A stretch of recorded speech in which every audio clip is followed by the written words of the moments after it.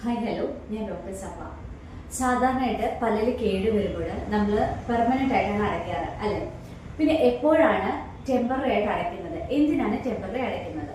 Normally നമ്മുടെ പല്ലിന് enamel, dentine, pulp എന്നിങ്ങനെ ലെയേഴ്സ് ആണുള്ളത്.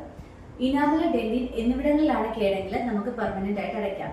പക്ഷെ ചില കേടുകള് നമ്മുടെ പൾപ്പ് എന്ന് പറഞ്ഞാൽ ബ്ലഡ് സപ്ലൈ ഉള്ള റീജിയൻ ആണ്. അപ്പൊ ഈ പൾപ്പിന് അപ്രോക്സിമേറ്റ് ആയിട്ട് കേടുകൾ വരാറുണ്ട്.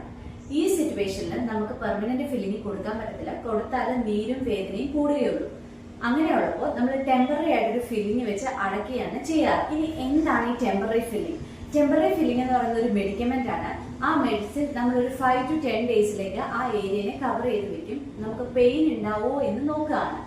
പെയിൻ ഉണ്ടാവാത്ത പക്ഷം ഡോക്ടർ പറഞ്ഞ ആ സമയത്തിനുള്ളിൽ തന്നെ അതിനെ പെർമനന്റ് ആയിട്ട് അടയ്ക്കേണ്ടതുണ്ട്. 10 ഡേയ്സ് കഴിഞ്ഞിട്ട് വേദനയും ഒന്നുമില്ല, നിങ്ങളത് പെർമനന്റ് ആക്കിയുമില്ല, 1 മന്ത് കഴിഞ്ഞിട്ട് ചെറിയ പെയിൻ വരുമ്പോൾ ഡോക്ടറെ ഇതങ്ങ് പെർമനന്റ് ആക്കിയത് എന്ന് പറഞ്ഞാൽ നമുക്ക് അടയ്ക്കാനായിട്ട് സാധിക്കത്തില്ല.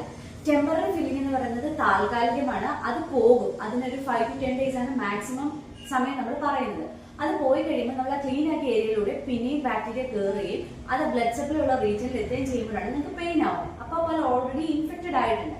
ഇങ്ങനെയുള്ള സിറ്റുവേഷനിൽ നമുക്ക് പല്ലിനെ റൂട്ട് കനാൽ ചെയ്ത് സേവ് ചെയ്യുകയോ അല്ലെങ്കിൽ എടുത്തു കളയോ ചെയ്യാനേ സാധിക്കുകയുള്ളൂ. അപ്പൊ നിങ്ങൾ ആരെങ്കിലും ടെമ്പററി ആയിട്ട് ഫില്ലിംഗ് വെച്ചിട്ടുണ്ട് എങ്കിൽ നിങ്ങളുടെ ഡോക്ടർ പറയുന്ന സമയത്തിനുള്ളിൽ തന്നെ പോയി അത് പെർമനന്റ് ആയിട്ട് അടയ്ക്കേണ്ടതാണ്. അല്ലാത്ത പക്ഷം ആ പല്ല് എടുത്തു കളയേണ്ടതായിട്ടോ അല്ലെങ്കിൽ റൂട്ട് കനാൽ ചെയ്യേണ്ടതായിട്ടോ വരും.